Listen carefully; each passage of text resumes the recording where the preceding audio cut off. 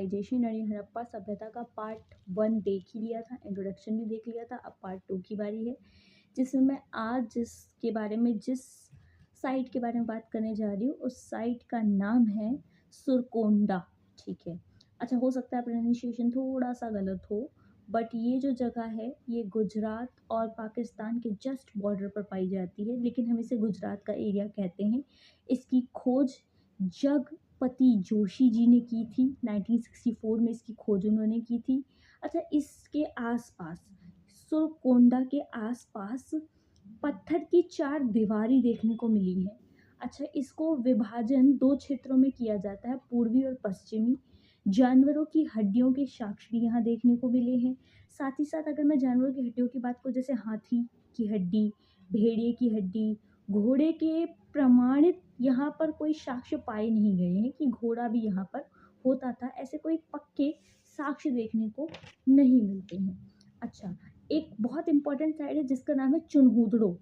अच्छा, चुनहुदड़ो की अगर मैं बात करूँ तो ये सिंध प्रांत पाकिस्तान के अंदर आज करंट में पाया जाता है। 1930 में इसकी खोज की थी नानी गोपाल मजुमदार जी ने। ठीक है। अच्छा, अगर मैं बात करूँ तो इस इलाके में किसी भी प्रकार के दुर्ग यानी कि जिनको आप फोर्ट बोलते हैं, किले देखने को नहीं मिले, इनके साक्ष्य नहीं मिले हैं। इसे औद्योगिक शहर कहा जाता था और कुछ सोर्स के अकॉर्डिंग, कुछ स्रोतों के अकॉर्डिंग इसे ग्रामीण भी बताया गया है। और यहाँ पर भी मनके बनाने की फैक्ट्री पाई गई थी, जिसमें छोटे-छोटे मनके यानी कि मोती बनाने की फैक्ट्री पाई गई थी।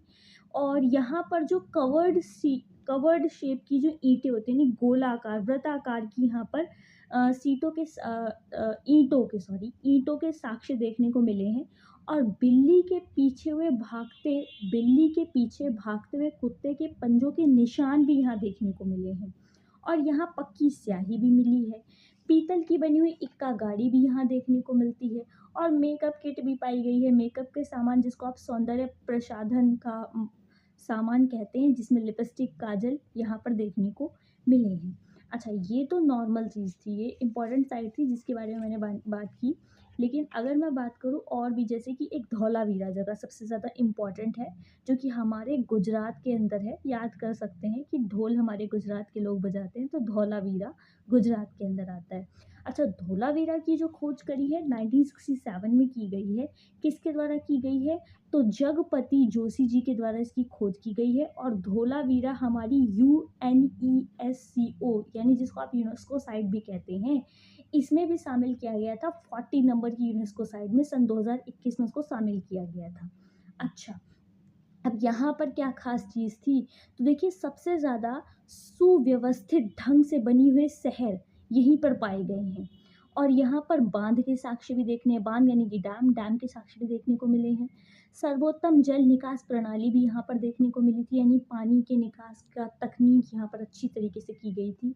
और यहाँ पर ब्रॉन्ज की गाड़ी, बैलगाड़ी, जिसका चित्र शायद मैंने आपको पहले भी दिखाया है, यानी कि कांसे की बनी हुई बैलगाड़ी की एक मूर्ति भी देखने को मिली है। और यहाँ पर जो इसकी इसकी भाषा, इसकी लिपि के साक्ष्य भी देखने को मिले हैं। और इसे 3 खंडों में विभाजित किया गया था। पश्चिमी इलाके में दुर्ग पाया जाता, दुर्ग यानी कि जहाँ फोर्ट किले बने होते थे। पूर्वी इलाके में आम जनता के रहने के छोटे घर। और सबसे बीच वाला जो इलाका होता होता था, वहाँ पर व्यापारी लोग रहा करते थे, जो व्यापार करने के इरादे से आते थे। और यहाँ पर स्टेडियम भी पाया गया है भाई, सबसे बड़े स्टेडियम, नहीं खेल का मैदान आप कह सकते हैं, वो भी देखने को मिला है। अच्छा, अब एक चीज़ मैं बात करूँ रोपड़ की। रोपण रोपड़ अगर मैं बात करूँ तो ये हमारे पंजाब के अंदर आता है। 1950 से लेके 51 में इसकी खोज की गई है। ठीक है। अच्छा, खोज की गई है यज्ञदत्त शर्मा के द्वारा। पक्का नहीं बताया गया, लेकिन कहा यही जाता है कि यज्ञदत्त शर्मा के द्वारा इसकी खोज की गई है। और यहाँ पर मानव के साथ कुत्ते को भी दफनाया गया है, यानी कि एक कंकाल पाया गया है जिसमें उसके साथ साथ कुत्ते का कंकाल भी पाया गया है। बस इसमें इतना इम्पोर्टेंट कुछ नहीं है। एक है आलमगीरीपुर, जो उत्तर प्रदेश के अंदर, जो कि इसी साइड का एक हिस्सा है, पश्चिमी उत्तर प्रदेश के अंदर ये आता है। 1958 में इसकी खोज यज्ञदत्त शर्मा जी ने ही की थी। और यहाँ पर मिट्टी के काफ़ी बर्तन देखने को मिले हैं। टेराकोटा से में आग में पकाए हुए, टेराकोटा एक ऐसा प्रोसेस होता है जिसमें कच्चे बर्तनों को या कच्ची मिट्टी के सामान को पकाया जाता है, जलाकर उसे लाल रंग का बनाया जाता है, जैसे कि आपने मटके और दिए तो देखे ही होंगे। तो यहाँ पर सारे टेराकोटा के बने हुए पक्के बर्तन पाए गए हैं।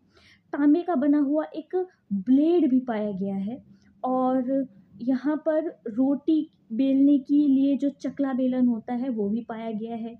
मनके इत्यादि के चित्रों के साक्ष्य भी यहाँ देखने को मिले हैं। अच्छा, ये साइट हो गई।